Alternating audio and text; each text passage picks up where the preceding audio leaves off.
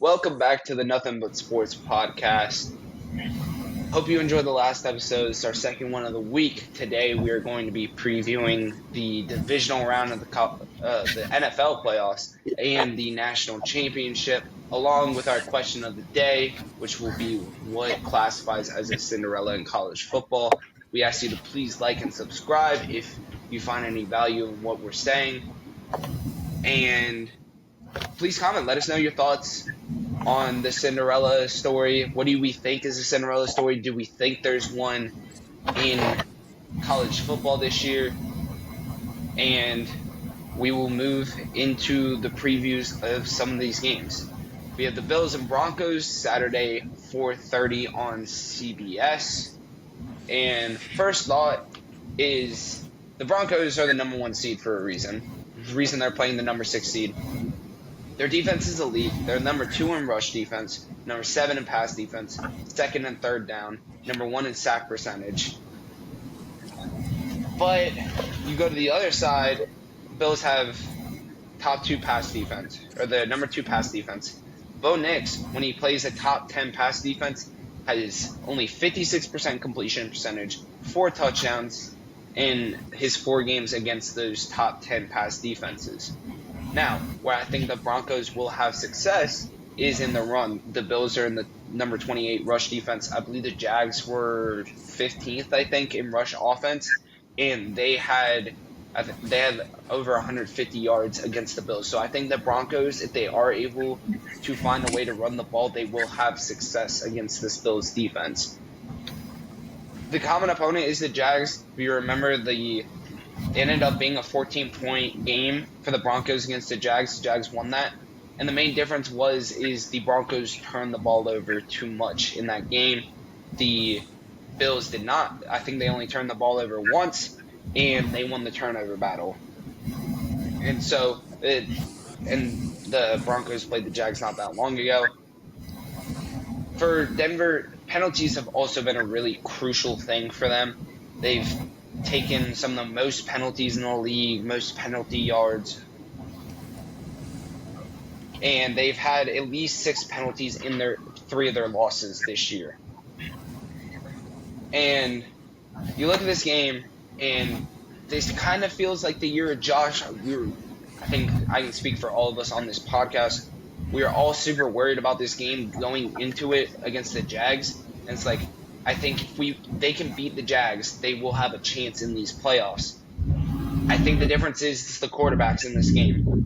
The Bills' defense is not top tier, not compared to the Broncos, but the Bills have a really, really good offense. And so Josh Allen is the difference. He was 80% last time out, 3 total touchdowns. So I think the difference will be Josh Allen in this game. And with that, I will bring in my 2 co-hosts today, Dylan Chambers and Briggs.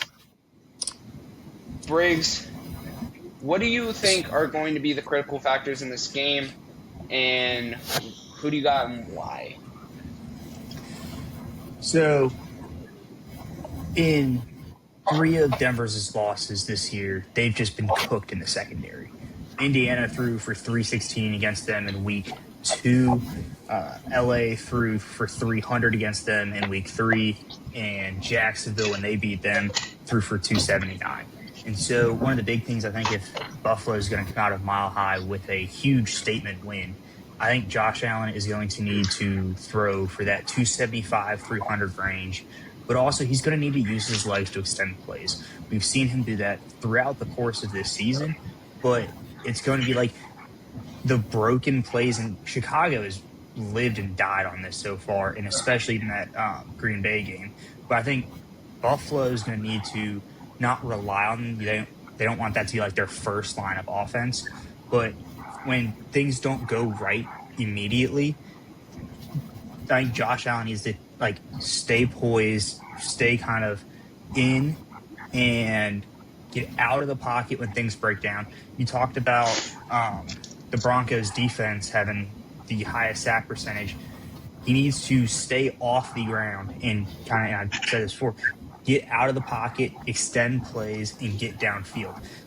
Test that secondary because the Broncos, I don't want to say they haven't really played anyone, but when they have played people, their secondary hasn't really held up the greatest.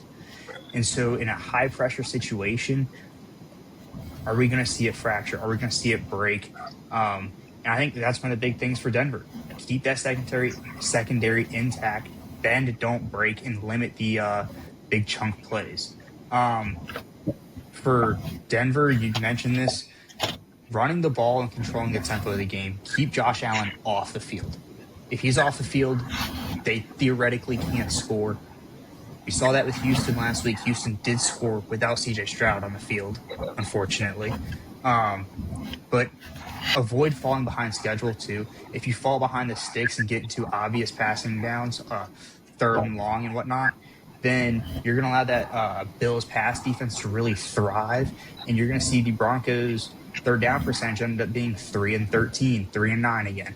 So, and last thing, if the Bills can keep the Broncos from scoring in the red zone and limit their touchdown efficiency, I think it's going to be huge. And I think if that's the case, Buffalo's going to walk out with a 10, 14-point win.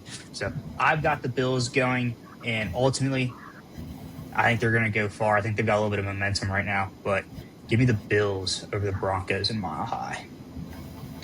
And I'll make one more statement is every time the Bills played a top 5 rush defense, I think the Jags were number 1. They got dominated. I believe they only had 70 yards rushing. And so now you're playing the number 2 rush defense. Does that trend continue of you not being able to run the ball? Because the Bills use the run to pass. And they might be able to get a lot of manufactured run game where they are able to use quick game to get the receivers in space. They use rack a lot in their offense, but everything else you said was spot on. I will also take the Bills in this game, and I will move to you, Dylan. Yeah, I agree. I mean, I think we're talking about an offense here for Buffalo that is going to have to stay balanced, but they're going to have to run the ball better. Like, you can go into Jacksonville and maybe get away with not running the ball very well when Josh Allen plays like that. But Denver is a much better team defensively, I think, all around. Like, you're not going to be able to go in there and only get 3 yards a carry running the ball with Josh Allen, right around 3 yards a carry from James Cook as well. Like, it just isn't going to work. They're going to have to remain balanced and really just limit the turnovers. Allen and Cook are going to have to continue making plays. I think that if their offensive line doesn't step up, or they abandon the run game, it's ineffective, then it's going to cost the Bills the game. I think the Bills go in to Mile High and win as well. But the Broncos, if they want to win this game, they're going to have to limit Josh Allen's mobility.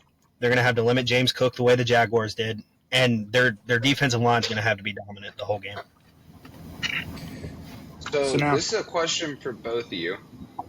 So what do you both said that Josh Allen's mobility has to be limited. So what do you consider Josh Allen's mobility being limited? Because the Jags limited him to 11 rushes for 33 yards, 10 of those yards being a tush push. So what do you consider Allen's legs being limited? We'll start with you, Briggs, and then we'll move to Dylan. So it's hard to say a number because, I mean, he might have, like, for instance, if he has 33 yards again, but he has it on 15 carries, I highly doubt he's going to have 15 carries. But if that's the case, that's limiting him. I think if you're going to need for that to not be the way you lose. Like, you can't let him kill you with his legs. So. Oh, never mind. Go ahead. Yeah.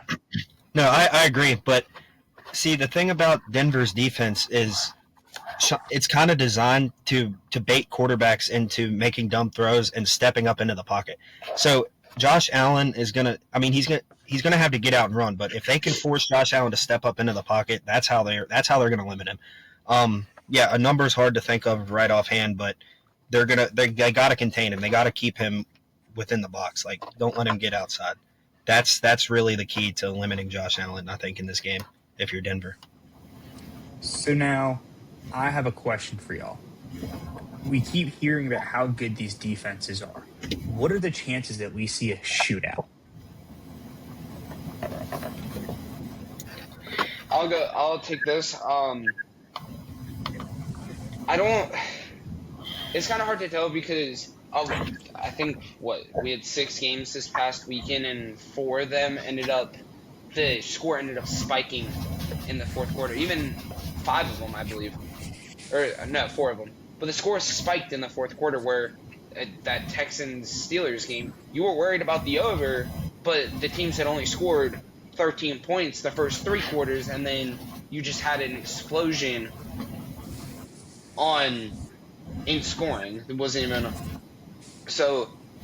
I don't think it's going to be a super offensive game. The only way it is if the Bills or the Broncos are able to, if both teams are able to really run the ball consistently, I think that'll open a lot more up in the pass game. You'll have these safeties start dropping down, and like you both talked about, this team, specifically Denver, they have been getting eaten alive in the secondary when they feel pressured to come up. And I believe it has been against really good running teams. So, and going back to your point, is Denver has not taken away the ball a lot this year. So, the point about baiting quarterbacks into bad throws, Denver's 27 in takeaways a game. They're 19 in turnover margin. So, I don't think it's going to be super high scoring, but with the way the NFL's been this year, where you have 12 different lead changes in the fourth quarter in the opening round, it could end up being like that. Bounce it off to you, Dylan. Yeah, I agree completely. I don't think we're going to see a shootout. I think we're going to see a game that's somewhere in the range of 23-20. You know, like Joey said, they're both going to try to establish a run game here, and running the ball, it's going to milk the clock a lot more than if both quarterbacks go out there and have 300 passing yards a game in the game. So I think it's only going to be a lower scoring game. Yeah, and for the Bills are going to have to take advantage of Bo Nix not being good at throwing the ball downfield.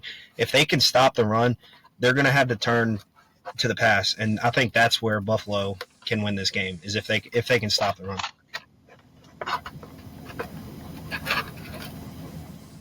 Back to you. I can agree with that. We will move on to the 49ers going to Seattle. We just played this game not too long ago. I believe it was in Seattle as well. Or was it in Santa Clara? Either way, the Niners got stuffed in a locker the last time we played this game. And it didn't look great on offense. Brock Purdy had less than 200 yards passing. I believe CMC only had 30-something yards rushing. It just didn't look great, especially leading into that game. All the talk about how great this Niners offense is, and the defense actually stepped up for him. The offense for Seattle didn't look great. I believe Darnold was still held under 200 yards passing as well. The lack of pass rush for the 49ers is really going to hurt them in this game. Sam Darnold makes these bad throws and these interceptions when he is pressured, when he feels it, when he is looking down and he feels like he has to get the ball out. Even if you're even able to simulate the pressure, which I think the Niners do somewhat well, but it doesn't really matter if you're able to get that. It doesn't really matter if you're not able to get there.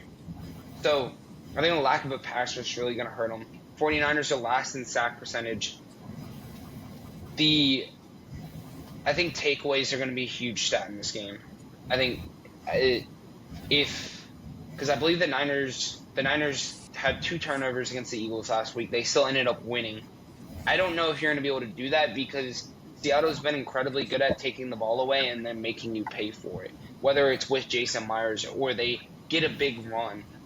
And chunk plays are going to be very big in this game as well. I don't think the run game will be there for the Niners. I think they're going to have to manufacture it, and they're going to have to find a way to get quick game to McCaffrey. They're also without Kittle, so they're going to have to rely on Tonjes, who's been good in the games that Kittle didn't play this year, but now it's a much bigger role against this elite defense. And this pass defense, I believe the Niners pass defense ranks like 23rd in the league. And I think there's going to be yards in the air for Seattle this week. What is the cost with Sam Darnold's turnovers? Because a lot of these games he's thrown for over 225 yards. It's come with at least one interception or two interceptions or four interceptions.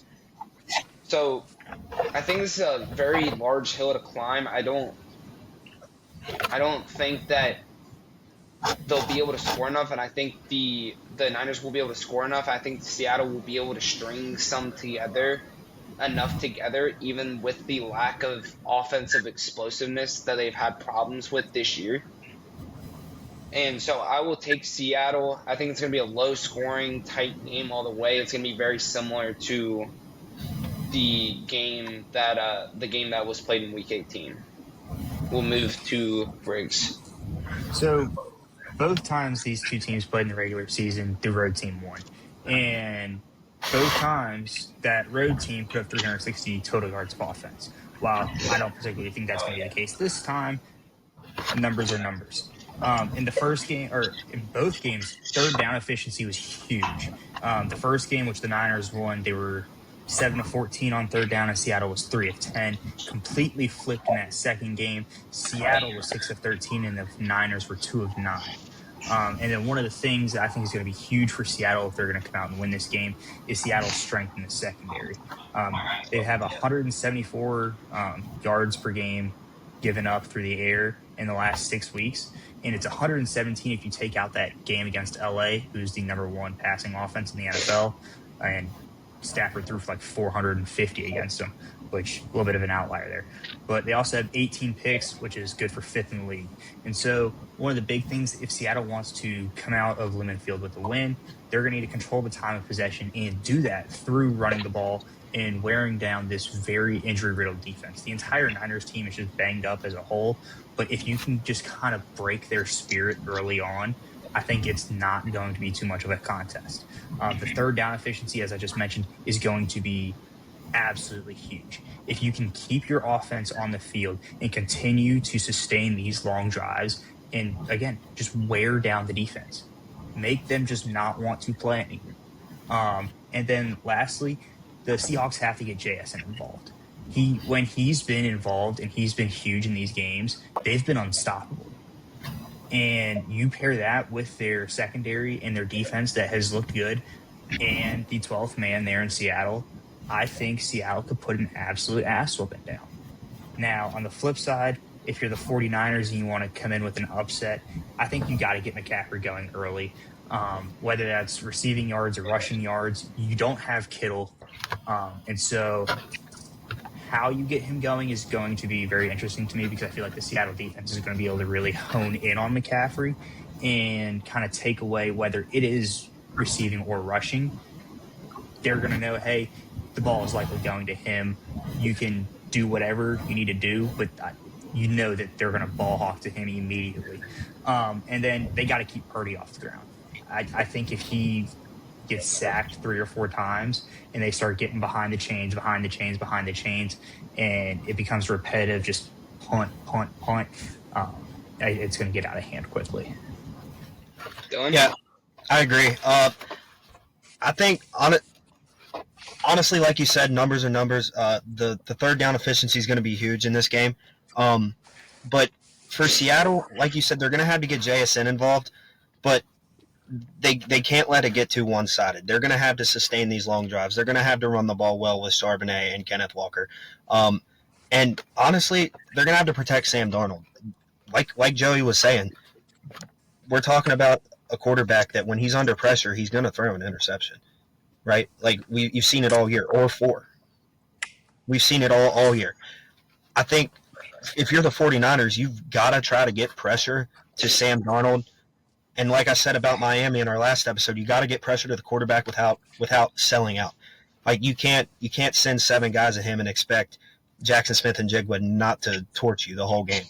I think it'll get out of hand if we see Seattle or if we see San Francisco blitzing a lot. With that being said,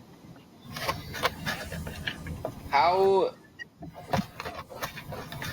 moving to the point you both just said, Dylan, getting pressure on Darnold. How do the 49ers do that? They're last in the league in sack rate. So if we're not bringing pressure, how are they going to do that when they haven't, even with pressure, been able to get to the quarterback against a very good Seattle offensive line? Honestly, I'm not sure. Like we talked about it in the last episode. I think you said that they're being held together by paper clips and duct tape, right? I think that's what you said. I don't know if there is a way that you can do that because they weren't really able to do it against the Eagles, if I remember correctly. I think the Niners defense really bowed up well against the Eagles, specifically in the secondary. They got lucky with a couple of drops. And so, Briggs, how do you think that we attack this? How do you think the Niners should attack this Seahawks defense? Because we all assume that the Niners are not going to be able to win a defensive battle. I believe the first score was relatively low, but that was when they were healthy.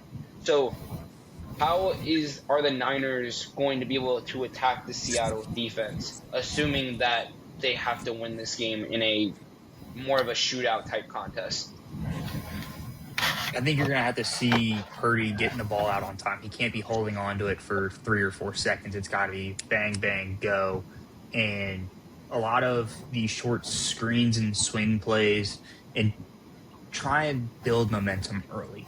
If you can get that first down and just kind of get the drive going, get the wheels going, feel it out, then I think you might have a shot. But I don't know how well they're going to, because there's only so long a broken car can run. Like if the engine's fucked up, the engine's fucked up. And when you're missing key players both on the offensive and defensive side, I don't know how, because I feel like their offense is going to be, I don't want to say too one-dimensional, but too centered around 1 or 2 people, to where it's Seattle's only got to worry about 1 or 2 people instead of all 11 on the field. And so I don't think that this is going to end up playing out well for San Francisco. So one more thing I want to ask / add. Dylan and I had mentioned last on Wednesday that in my opinion, this is Shanahan's best coaching job, better than when they made it to both the Super Bowl, the NFC Championship with Brock Purdy, all that. I think both Super Bowls. I think it's Shanahan's best coaching job. He's been able to scheme guys open and be able to get guys open. You saw it quite a few times in the Eagles game where they have a jet motion, and then they bring someone else to pull the safety away, and then they just have, I forget the kid's name that had the 100-yard game that we didn't even know he existed. And so, yeah. And so he's able to scheme guys open. I think the problem that they're going to run into is the Seattle secondary is very disciplined. You have guys like Devon Witherspoon and all these other guys that are elite in the secondary that I don't know if you're going to be able to get away with, because a lot of these guys I think the guys for Seattle are a little bit more experienced than Quinyon Mitchell and Cooper DeJean. So I think you're going to have a problem scheming them open, but I'm not going to leave Shanahan. I'm not going to doubt Shanahan when it comes to scheming guys open, because we just saw Jawan Jennings throw like a 38-yard touchdown pass or something like that. Yeah. Moving on to the Sunday games, please a reminder to please like and subscribe. Please comment. Let us know your thoughts on these games. And our question of the day question will be, what classifies as a Cinderella in college football? We will get to that a little bit later, but please let us know your thoughts. We would love to hear from you. Moving to Sunday. Sunday at 3 Eastern on ABC and ESPN, the Texans go to the Patriots. And this game kind of is profiling as two defenses that are coming off of really strong performances versus two offenses that have immensely struggled in that game. I believe both these offenses didn't score more than 20 points. And so for CJ Stroud, he's going to have to reel in the turnovers. You got very lucky that your defense was able to contain the ineptitude of the Steelers offense. He's going to have to reel in the turnovers. You're not going to get away with turning the ball over 3 times and beating this very explosive Patriots offense. The Patriots have the number 1 yards per play in the NFL. The red zone is going to be a very huge stat in this game. I think whoever is scoring touchdowns and not field goals will end up winning this game. I think you've heard the talk all year about how weak the Patriots schedule is, and that doesn't matter when it comes to playoffs. But the Patriots have only played a top 10 defense 3 times. 3 top 10 defenses this year. Granted, they are one of them, so top 9. But I do wonder if that not playing these elite defenses gotten to them. Mind you, Chargers are a top 10 defense, and they played very well against them. So they played well enough to win. But I think Houston will have a field day with the Patriots offensive line, specifically on that left side. You saw Will Campbell immensely struggle against the Chargers, and Houston lines up in this really weird form of where they have 3 guys on one side of the center, and then they'll leave Will Anderson or Danielle Hunter by themselves. I think that's going to cause a lot of problems because you're going to have to do running back chips and tight end chips and stuff like that. I think that's going to slow down, and the Patriots really use their running backs a lot as a safety valve. That's really paid dividends to them throughout the year. Pats are very explosive, and they will have to attack the safeties of the Texans if they're able to get there. But the problem is are they going to be able to attack are they going to be able to do that before the Texans get pressure on them? Drake May fumbled the ball twice last week because he was stepping up in the pocket trying to get the ball out instead of going left or right trying to get out of the pocket. But I think if the Patriots are going to maintain the explosiveness, and a lot of it has been through rack, they're going to have to attack the safeties. The Texans do not disguise their defense at all, and they're playing straight up. So what you're seeing pre-snap is typically what you're getting post-snap. So I will take the Texans to win this game. I think their defense will fuel them to a win, and I believe I'm going with the assumption that the CJ will not turn the ball over because he hasn't done it a lot this year. And I will assume that the Texans, who are top 5 in takeaways, will take the ball away from the inexperienced quarterback and the inexperienced team in the Patriots. I will move to you, Briggs. So you mentioned something about all the talk about the Texans schedule. I am going to blabber on about this for a quick second. So, I mean, everyone knows they've got 2 wins against teams above 500, but then you look at, like, the Bills game 4 or 5 weeks ago where they were up 21-4 or 24-7 at half, and they blew it in the second half. A tale of 2 halves. And trust me, I know a lot about that one. But when you look at this game, Drake May can't be your leading rusher. He was I think he was in that Buffalo game or was in that LA game. But I don't think that in order for them to have success against a very stout Texans defense, he needs to be more focused on throwing the ball and leave the rushing to the 2 very capable running backs, Ramondre Stevenson and Travion Henderson, who, when Travion Henderson has gotten going, it's hard to stop that team. It's hard to stop them offensively. And so I think if you're able to figure out a way to get both of them incorporated into the game, get Drake May going, and again, protect the ball and finish drives, given that's how you win every football game, but that's your key to success right there. But ultimately, I think the Texans are going to be able to get home and get the ball or get the takeaways. You saw him force 3 against Aaron Rodgers in his swan song in Pittsburgh last weekend. And the Texans ranked 7th in the league in sacks. So I think the big thing is going to be, can you keep Drake May upright? You just talked about how they'll line up 3 on one side of center, 1 on the other side of center. And I think communication for this Patriots O-line is going to be like the most critical part for their offense. If their O-line isn't communicating, they're taking bad pre-snap penalties, they're getting bad holding calls. It could very well go very poorly for the home team. On the flip side, Houston's offense, I think you need to let Stroud cook. He's been very good when he can just kind of go. And he needs to play aggressive, but not too aggressive, but you don't want him to be reactive. You don't want the Patriots defense making the first moves. You want him to go out and make the first moves, have New England play on kind of a reactionary scale and keep them on their back feet. And then test the New England secondary early. Shoot for some of those explosive plays and try and get them off balance and take the wind out of the crowd. If you can silence that New England crowd and take away their home field advantage, it's not going to be super cold this weekend in New England. Unlike Chicago, it's going to be frigid there. But New England, I think it's going to be like mid-30s.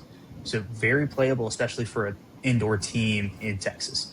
And then I think the defense has got to get off the field and win on third down. If you can keep New England's third down efficiency in the lower kind of 30 to 40% range, you'll find success there. But if you allow them to go 40 to 50%, I'd say you're going to start getting in trouble there. And then, again, the Texans defense has to force turnovers and pressure up the middle, whether it's Will Anderson, whether it's some of those other guys.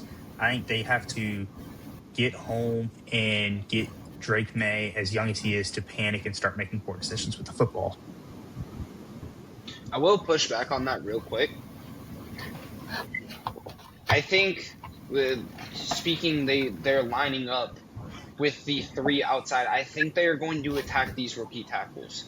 I think that is the way you do it. If you can get enough pushback up front from the defensive tackles to where Drake May can't step up and can't get out of the pocket. But I think the way you do this is overwhelm these young tackles. I don't think that, because the interior offensive line for the Patriots is the strongest on their team. You've seen these 2 rookie tackles look very confused at times. And I think that's the way they have to go about attacking them. I'll move to Rams at the Bears Sunday night, 6:30 Eastern on NBC. And you start going into this game, the Rams' experience will be a huge advantage. McVay's been there before. Stafford's been there before. Devontae's been in the playoffs. He's had a lot of playoff success. I think the Rams' experience will be a huge advantage in this game. For the Bears, they have lived and died on the turnover thus far this year. They got away with it being -2 in the turnover margin against the Packers, but they are top 10 in turnover margin, somewhere in there. So they're not going to be able to turn the ball over and then get away with it against this high-powered Rams offense. The Rams have the number 1 pass offense in the league. And on the other side of the passing game, I think the Bears will have some through the air. I think the Rams are the 20-something pass defense. But the Bears are 32nd in completion percentage. So they're last in the league in completion percentage. Caleb Williams has been very inconsistent with passing the ball. Now, with Caleb, they specifically in these fourth quarters of games, they have been able to bounce back from these missed throws that you can't explain from Caleb. They did it against the Packers. They had 5 of their 6 drives in the second half be scoring drives. And so I think that if they're able to have that bounce back mentality, if Dennis Allen is able to make the adjustments like he did against the Packers last week, they will be able to get some, but they've got to get the turnovers. because I don't think you're going to be able to hold back this high-powered Rams offense without that. I think the 13 personnel for the Rams is a huge matchup issue for the Bears in this game. They didn't really use it a lot against Carolina, but I think it's going to be a huge matchup problem. The Bears offense is going to have to be their best defense. I think they need to, like the first drive that the Bears had against the Packers, they need that 16 play drive. Like they need to keep the Rams, Puka Nacua, Matthew Stafford, that play sheet out of Sean McVay's hands, and they need to keep that offense on the sideline. They need to have 35 minutes, 40 minutes time of possession in this game. I think this is going to be a very high-scoring affair. I think with how much the Rams disguise their coverage, they end up with a lot of guys wide open. And I don't think Bryce is a good enough passer, especially with how often on that Panthers offensive line has been all season. I think Caleb, they have one of the best offensive lines in the league. I think that the Bears will have to take advantage of that because the Rams over disguise their coverage, so it leaves guys wide open. If you rewatch the film of that Panthers game, there were guys consistently open. And if Caleb is able to hit those guys, they're going to be able to score with the Rams because the Rams are going to score. I have no doubt in my mind that the Rams will at least put up 28 points. So how do the Bears attack this Rams secondary? They got to attack them early. They've got to establish the run game, even though this is a really good Rams defensive line. I think they'll be fine. The Rams are top 10 in sack percentage, but Caleb Williams has been very good at evading sacks, getting out of the pocket. They're number 3 in quarterback sack percentage. The Bears are. So the Bears are going to have to find a way to score with the Rams. I think that is the uphill battle that the Bears will have to fight because the Packers scored 27 against the Bears last week, I believe. The Rams are a much better offense, and I have a feeling they will score a lot more. And I just think the Bears will dig themselves into deep of a hole early, and they'll have a very valiant comeback. It'll be close at the end of the game, but I don't think I trust Matthew Stafford with the ball in his hands in the fourth quarter more than I do Caleb Williams right now. I will take the Rams to win this game. Briggs, I will move to you. I'm not gonna lie, you pretty much just wiped out all my points. I think, as you said, the Bears' best defense is going to be their offense. They need to take a page out of the Service Academy's playbook and just have these just long drives that just drain the clock. If you're Chicago, you want to shorten this game as much as possible and limit the amount of touches that the Rams get. And defensively, I think Carolina kind of showed you what the blueprint is. If you can get the Rams behind the chains early, get a sack or two early, get them to get a penalty, and get them backed up on these third downs. The Rams were 3 of 13 on third downs in Charlotte. If you can hold them to 3 of 13 again, and you can control the ball and control the time of clock, unlike Carolina did, I think you have a legitimate shot at winning the game. But you're going to have to hold them to those third down inefficiencies. You're going to have to then don't break on Puka and Devontae. They're going to get theirs. That's given. It's water's wet, sky's blue. Puka's going to go for 120. But at the same time, you can't let Stafford throw for 450 yards. You can't let him just absolutely have a field day with your secondary. And with the weather being the way it's going to be, I think it's going to be like gusts of 25 to 26 and down in like the teens. I don't know how well passing the ball, especially deep, is going to go. So you may have another layer of protection there. Again, as Joey said, points on the board early. That is going to be absolutely crucial. With shortening the game, it is imperative that you get everything you can out of each drive. You can't have a 16-play, 8.5-minute drive and walk away with a field goal from the 17-yard It has to be touchdowns, touchdowns, touchdowns, and that cannot be stressed any more than I'm trying to stress. And Joey, you talked about Caleb Williams' poor completion percentage. There have been some throws that have just mind boggled me, but then others, I will say, I do appreciate when he throws the ball out. He throws it into the fourth row, literally. Will throw it into the fourth row. So limiting potential turnovers there, not limiting the ones where it bounces off your receiver's hands and just pops up. But another day. But big thing for the Bears defense, you cannot be missing tackles. Whether it's Kyron Williams and Blake Corum in the run game or Puka Nacua going downfield, you cannot be missing tackles. You have to get them on the first try. If you're not going to get them on the first try and you're going to let them just rack up yards after contact, it's going to be an ugly game. And lastly, that was it. Joey hit all my points. Just stole them right off my paper. Dylan, any thoughts? You guys essentially covered it all. I think it's going to take a 30-point game at least out of Chicago to walk out of this game with a win, and I think it's pretty self-explanatory as to why we're talking about, in my opinion, the best offense in the NFL. I mean, Kyron Williams can run the ball great, Puka Nacua, and Devontae Adams, not to mention Matthew Stafford, who should win MVP. But back to you guys. That's my closing thoughts.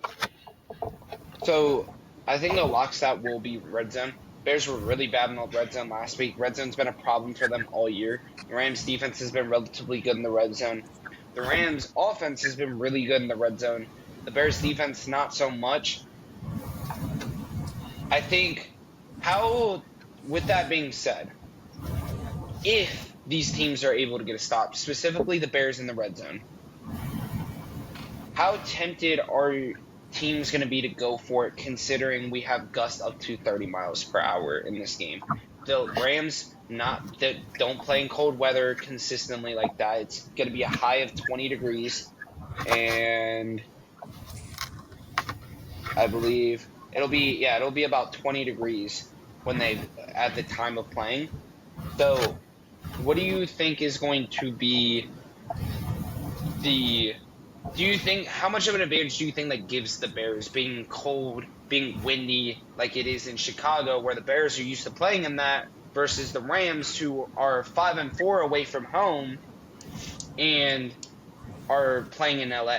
I live in San Diego, so I know going to that environment is very different. Like when I went back home on leave, I was very not warm. I was very cold. And it was 30 degrees outside. I was cold. So playing a football game, I know you have the adrenaline going and all that, but how much of an effect do you think the weather will have on this game? A lot. I'll chime in. I'll chime in real quick. And knowing that Devontae Adams, I don't know what his full status is, how he's feeling 100%, but all three of us being athletes, you tweak a hamstring and then you go and play in 20-degree weather, that is going to be extremely uncomfortable. Yep. So you have to wonder, how good is he actually feeling? You step out, you get off the bus, you get out of the hotel, you walk your way onto Soldier Field in Chicago. Wind's going to be a little bit nippy. It's going to be cold. You may even get some snow. How's that hamstring going to hold up? Are we only going to see him play a half because he goes to sprint downfield and he retweaks it? That's one of the things that I wonder, where the weather here may play more of a factor than just slowing down the Rams passing game. Because you talked about the wind. I mean, it's not going to be super easy for those, especially Puka Nacua, who loves those, I don't want to say go routes, but almost like post routes where he's kind of coming across the field. It's going to be hard for him to track the ball, especially if there's snow coming down, having to track it through the stadium lights and the wind. I mean, it's going to be damn near impossible. I will say, I think the Rams should only use Devontae in goal line situations because that's been their go-to. But I think that's where the advantage of you running 13 personnel will be so beneficial is you don't have to keep Devontae on the field. Right. Is you can just run 13 personnel, and I think it's going to be a huge matchup problem for the Bears. They didn't really use it a lot last week. They used it a lot on that last drive, and they ended up winning the game off of it. So these kickers are like they're not Brandon Aubrey level or like Cam Little level, but like these kickers have been relatively decent throughout this season. How much does that play a part in the game? Dylan, any parting thoughts? Well, we're talking about like you said, a team from LA going into Chicago, where there's potentially snow, there's going to be wind gusts, it's going to be low temperature.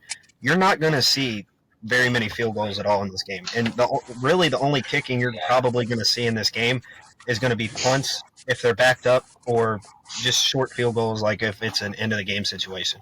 We saw it last week. Ben Johnson goes for it a lot, and the same trend's going to continue, especially in a day where weather is going to be this much of a factor. So I don't expect to see that much special teams at all, really. I expect to see a lot of fourth downs, the offense staying out there, especially from the Rams as well. All right, I did not get your picks for the Niners Seahawks. Your two picks. We'll start with Briggs first. Seattle. Dylan? I've got Seattle covering too. Yeah, me too. You have Seattle covering as well? Yes. 7-point favorites. All right, Texans Patriots. Who y'all got? Texans. Give me New England. All right. Give us one more week of listening to Dave Ford. I forgot he's a Patriots fan. Rams and Bears. Who do y'all got? Rams. I've got LA coming out of Soldier Field with the win. Me too. I like the experience and the talent more. All right, AFC Championship game. We will do our full playoff predictions now. AFC Championship game. I have Bills at the Texans. I will take the Bills to win that. And we'll break down these games next week when the games are final. I'm with you. I've got the Bills going to Houston and walking out with a 7-point victory as well. So I took the long way, ended up at the same place. I've got Bills going to Foxborough and ultimately coming out with a win. All three of us that's going to come. The Bills are definitely going to lose this weekend now. Rams at the Seahawks. That's what I have for my NFC Championship game. I will take Seattle to win that. I concur. Nicky Memorial legacy game. See, I have the same two. Legend. I have the Rams walking out, Matthew Stafford going to his second Super Bowl. Alrighty. I have the Bills against the Seahawks in Santa Clara for the Super Bowl. I, unfortunately, will take the Seahawks in that game, as much as I want Josh Allen to win it. Give me Buffalo to break the curse and end years and years of heartbreak. Now, don't get me wrong. I'm going to actively root against them the entire way because I have a load of Buffalo fans here, and I'm intentionally going to clip this and post it because the second they lose, I'm dialing each one of their phone numbers and talking a load of shit. I'm a Saints fan. You can't hurt me any more than I was already watching us play this season. As he's wearing a South Carolina shirt. And I'm a Caps fan. I don't know how we just lost 3-2 to the Sharks. We got 3 goals in 2 minutes. Just mind blowing. But I think the Bills will win. I don't want them to win. Dylan, your pick. What you got? Bills and Rams? It's the year of Josh Allen, and I'll just leave it at that. I got the Bills break the curse. Their 5th trip, they finally win a Super Bowl. Give me the Bills. All right. Please like and subscribe if you enjoy any of the value we're trying to drop here. And I asked you to comment what your thoughts were on what classifies as a Cinderella in college football. We are now getting to the question of the day. Briggs, I will start with you. What classifies as a Cinderella in college football? So, under the current model and the way that it's structured now, I think it's going to be very hard to see a Cinderella because with there being one or two G5 teams that just go and get absolutely sacrificed in the first week of the playoff, they're obviously not a Cinderella because a Cinderella has to do something. None of the G5s has done shit yet. And it's just bloodbath after bloodbath after bloodbath. So I think the closest you're going to get to seeing a Cinderella run, even though it's not really a Cinderella run, would kind of be Miami this year. I mean, it's the 10 seed, the closest you got to someone who couldn't be in. So much debate on whether or not it should have been Notre Dame or Miami. And they've backed up. They've backed it up and shown why they should be there. Now, they were one of the top teams entering in the year. They were in the top 10 for most of the year. And it was those two losses kind of in the middle to late second or middle third of the season that kind of put them back a little bit. But everyone, I guess, had counted them out, seeing Carson Beck, the way that he handled the ball, the turnovers that he was committing, and Miami's inability to really, I guess, finish games. You look at the game in SMU, I think there were a couple of chances where they really could have put that away. You look at the game against Louisville in Hard Rock Stadium, where the national championship will be played, and it was just poor mistake after poor mistake coming from Carson Beck. And so, I mean, obviously, I think that's the closest you're going to get to a Cinderella run. But if you really want a Cinderella run like you see in March Madness, ultimately, I'm not advocating for it. I'm just saying this is how I think it has to be in order for this to happen. But you would have to expand the playoff to 16 or 24 teams just to allow that wider array. And if someone gets hot, they get hot. But I ultimately, in the long run, I don't really think there is a Cinderella in college football. But yes, that's my take. Dylan, your thoughts, and then I'll push back. I agree with almost everything that you were saying. I wouldn't want to see the bracket expand to to a bunch of teams, but Well, that's gonna happen. So well, but if it does, I mean, Miami has actually made it to the national championship as a 10 seed, so that's the closest thing I feel like we're gonna see out at Cinderella wise, unless the bracket does expand. Now, take a team like JMU, for example, or a lower seed team that can get in, like one of those G5 teams you're talking about. They haven't done anything yet, so you can't classify them as a Cinderella. But in theory, if one of those teams even won their first playoff game, I think that would be good enough to say that they're on a Cinderella run if they win a game in the playoff. Or if they expand to 24 teams and the 17th seed goes and wins a playoff game, that's definitely a Cinderella run, if you ask me. But I don't feel like one win would be enough. I feel like we'd have to see a team that's lower seeded that no one expected to do anything go and like make it all the way to the national championship, and that's what Miami's doing. So I will push back on both of you because you look at Ohio State last year. Forget all the thoughts. I knew this was coming. Hold on. Think about where Ohio State was last year. Think about where Ohio State was. A lot of the talk was that Tennessee was going to beat them. This is not me being biased fan. Like, think about where we were. Rewind yourself to early December, middle of December last year. Like, I think it was December 19th was the day the game was played. Put yourself in there. There was a lot of talk about how Tennessee was going to do this, that, and third to Ohio State. The rumors about Tennessee taking over Ohio State and whatever. Think about where that was. And no one expected Ohio State to do that. Then you move to the next round. And you have them, well, cool win Ohio State, but Oregon's going to blow you out. Like, this isn't going to be the same. And then Ohio State beats Oregon. And then people finally started to understand same way they did with Miami this year. They said Texas A&M was going to beat Miami. They said Texas A&M was going to roll them.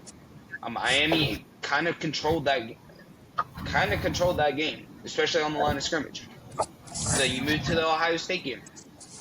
A lot of people were there. It was a little less than I think the Oregon game was last year, but a lot of people said Ohio State was going to pretty convincingly beat Miami. That didn't happen. So you roll on, and then now you have about 50-50 split between Ole Miss and Miami. So would you – and I know Miami played the away game versus Ohio State playing the away game in the first round last year. I think the only – because when you think about Cinderella stories, you think about a mid-major team in March Madness going to – I think what was the most recent one? It was kind of Oakland, I think, with Jack Golke. That was one of our first episodes. Oakland was one of them. FDU was one. Oral Roberts. Yeah, Oral Roberts, because I remember Ohio State lost to them. Yeah. But like you think of that. Well, what is the closest thing we have to a mid-major team in FBS level college football? The ACC. Would be it would be the G5 teams.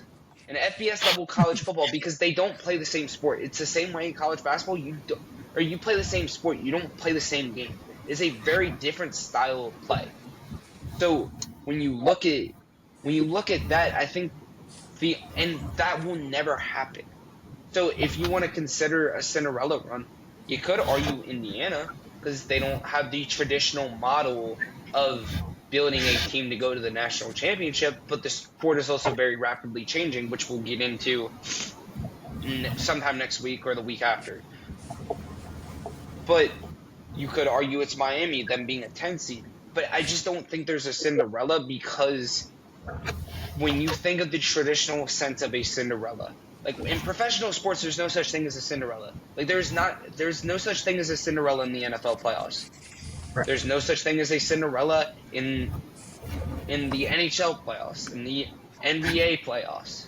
Like that's not a thing because these teams are on such an even level of playing field.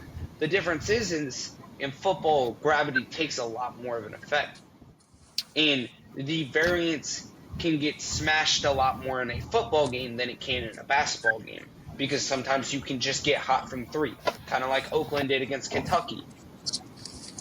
So I will ask you a question because I think you kind of saw that in D1 football this year, but not on the FBS level. Illinois State, they were not a seeded team going into the FCS playoffs. They made it all the way to the national championship. They ended up they ended up making a game at the end, but they played a tight game against Montana State. But the close example you have to that, would you consider Illinois State a Cinderella run? I'll go to you, Briggs.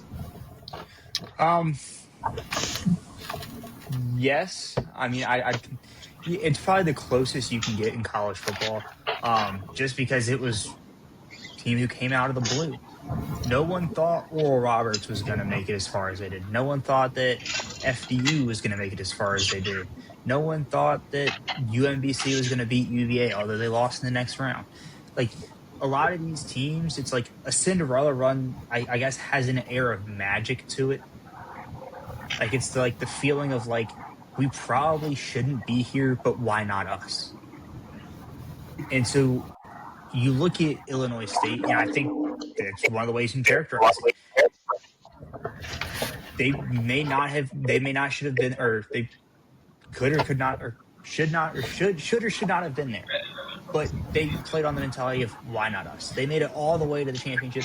Hell of a season, hell of a run. I think they took out North Dakota State, didn't they? Who? Illinois State? Yeah. I believe it's so. South Dakota State. I think it was South Dakota or South Dakota State. They took out one of those perennial powerhouses, so that was one of those big wins for them. But kind of to push back on your pushback, when you look at Miami and Ohio State, I think the reason you can't look at them and say, hey, this is a Cinderella run, they were in the top 10 for most of the year. yeah, Ohio State dropped from 1 to 8 or 2 to 8 or whatever. And yeah, Miami dropped out of the top 10 and went down to 18 at the lowest, I believe 18, 19, got all the way back up to 10 at the very end in the 12th hour. But that they were ranked so high up originally that like this was the expectation at the start of the year. Like you were supposed to be here. You took the long way to get here, but hey, you're here. So I, I will that's what I got to say, say. I will say that, like, my argument is not that Ohio State or Miami was a Cinderella run, but I think if you make the argument that, like, that Miami's a Cinderella run, you could very easily make the same argument that Ohio State was, considering the narrative going into both of those first round games, because the narrative was Notre Dame would blow out both these teams by 30, which we'll talk about that, because yeah, some people on the internet are still yapping and complaining, but I will say, who do you think was the least talented of the 10 Power 4 teams making the playoffs? I would Indiana. personally say it's Alabama. Okay, worst team. Worst. Okay. Oh, Worst okay. I was gonna say. team. I would say Alabama. One of I think it's Alabama hard and to separate- Oklahoma. Yeah. Are you saying worst I'm team or with- worst performance? Because I think those are two Worst separate team things. worst team going into the playoffs. Like the worst. When you looked at them, you were like, "There's no chance they win a national championship this year." Because Indiana, like when we talked about the Indiana path to the playoffs, we were like, "Wow, the Rose Bowl is not like a elite team is not going to the Rose Bowl. Not like it was with Ohio State versus Tennessee last year. I think the talent gap was a little bit bigger this year than it was between certain teams in the playoffs versus not. I didn't like personally. You could have argued if Alabama would have made it all the way to the Natty, you could have argued they were a Cinderella story. Yeah. Because their execution was on they had to walk such a tightrope to execute that you would have never thought they would have made it there. Same way with Oklahoma. So it is an interesting conversation. My stance will still be there's no such thing as a Cinderella run in college football, and it's definitely not one of these two teams in the national championship. But I do think it's an interesting conversation because I think there's a multitude of ways you can look at it. Acceptable. Yeah, I agree. For the most part. Speaking of two teams that are not Cinderellas, we have the national championship game, Miami at Indiana, except it's at Miami on Martin Luther King Day, Monday, 7:30 on ESPN. First thought going into this game is, wow, both these teams have been able to run the ball really, really well. There's not going to be as much running room in this game. I don't think either of these.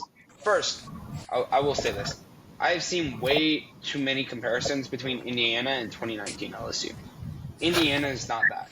This game is not going to be a blowout. It's not going to be close to a blowout. For one. Two, there's not going to be as much running room in this game. So, you move to that. For both teams, you move to that. Quarterback matchup. You have the big game success or the Heisman Trophy winner this year. Carson Beck has a very good record against AP top 25 teams. And then you have Fernando Mendoza, who probably was the best player in college football this year, and he has more touchdowns than he has incompletions in the playoffs this year. Which do you have more? Which one do you like more? Fernando Mendoza hasn't really been in these type of games before. Granted, he played exceptional against Alabama and Oregon, but what happens if the running game's not there? What happens if Dante Moore doesn't turn the ball over 3 times on his own side of the field? So to Same thing with Carson Beck. What happens when Carson Beck has to make the plays? You kind of saw it in the final drive. But which one do you like more? I think this is a fascinating quarterback matchup. I really do, because I think these quarterbacks are both going to have to make plays to win this game. I think the quarterback matchup is one of the biggest things in this game. Miami struggled with penalties all year. They got away with, I don't know if got away is the right word, but they didn't get called or didn't take or whatever verbiage you want to use. They didn't get called for penalties against Ohio State. They got called for a lot against Ole Miss, and it really hurt them in that game. Miami made so many mistakes. Miami made so many mistakes in that Ole Miss game. So, yeah, Miami made so many mistakes in that Ole Miss game with drops, penalties, the interception from Carson Beck. Miami will have to play a lot cleaner in this game. Again, going back to the quarterback matchup, quarterback legs, another huge part of this game. Both these quarterbacks throughout the playoffs, when they've needed to, they have scrambled to get those big first downs. Well, what do you need for your quarterback to be able to get that? You need to stay with the sticks. Both these teams play very on schedule. Indiana's been a little bit better at that in the playoffs. They struggled a little bit against Ohio State, but rest of the time they played relatively well being behind the sticks. So keeping these teams off schedule, Miami really struggled, I think, behind the sticks against Ole Miss. When Ole Miss was able to get them behind the sticks, if Ole Miss was able to tackle in space, Miami was struggling. So I don't think the tackling, Indiana executes on such a high level. So how much are they going to be able to rely on the run after catch? Because that was a huge part. How much is Carson Beck going to be able to just go away with the quick game? Because Indiana, it was kind of like the Ohio State defense from last year. Everyone talked about it, of where what you see pre-snap is not what you're getting post-snap. It was the same way with the Jim Knowles defense at Ohio State last year. It's the same way with this Indiana defense this year. But how much does that matter when 90% of your pass plays are going to be RPOs or quick game in the flat or slants? How much of that is going to matter? I think for Indiana, they're going to need to use tempo. Ole Miss kind of gave you the blueprint. Miami had 1 sack and 1 tackle for loss in that game. Indiana, they haven't done it a lot this year, but they have done it when they've needed to. I think they should run tempo all game. I think they should lean on this Miami defensive line getting tired and really try to run up the score, because personally, I don't think Miami's going to be able to score if this game requires you to trade scores, regardless of how good Indiana's defense is. And how much of a neutral site game is this going to be? They have a ticket allotment for this game. Miami has not given out their ticket allotment. I know Indiana has given their tickets to their season ticket holders. How much, and one of the rumors is that Miami is worried that their fans will sell their tickets to Indiana fans.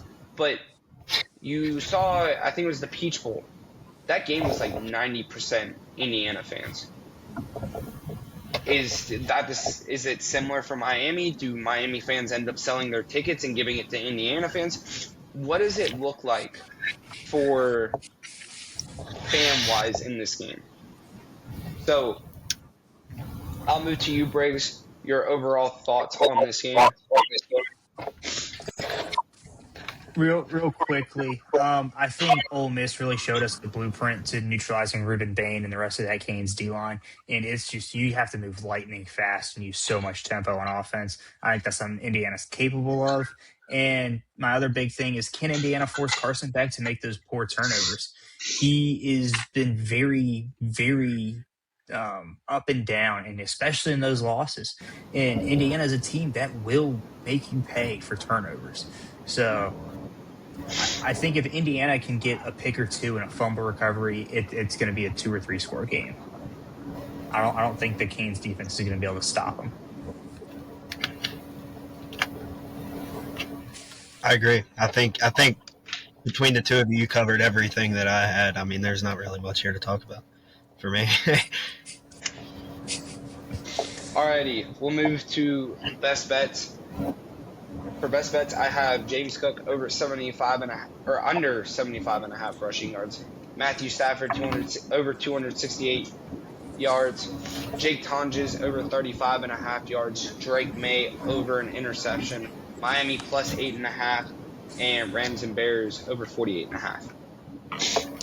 I took Indiana minus 8.5, as well as the over 47.5. I took Buffalo money line against Denver, Seattle to cover minus 70 in San Fran, Matt Stafford under 268.5 in Chicago. And just so you know, I'm not copying him. I did take Drake May over half an interception. So, I swear he's got eyes somewhere in here that lets him see my paper. What do you say, man? Dylan, your best bets? So I got Drake May under 229.5 passing yards. I got Matthew Stafford over 29.5 passing attempts. Christian McCaffrey under 110 total yards. Dawson Knox over 21.5 receiving yards. Puka Nacua anytime touchdown. And I got the Rams scoring at least 26.5 points. Alrighty, pick for the national championship game. Indiana. I will take Indiana as well. I will. Who do you have to cover? Indiana. Interesting. I would take Miami to cover. But, anyways, I hope you enjoyed this episode. Hope you found some value in what we were talking about. Please like and subscribe if you did. Let us know your thoughts on the games, our question of the day, and anything else you want to just spit out in the comments. From Briggs, Dylan, and I, have an amazing weekend. Get some rest and recovery, and God bless.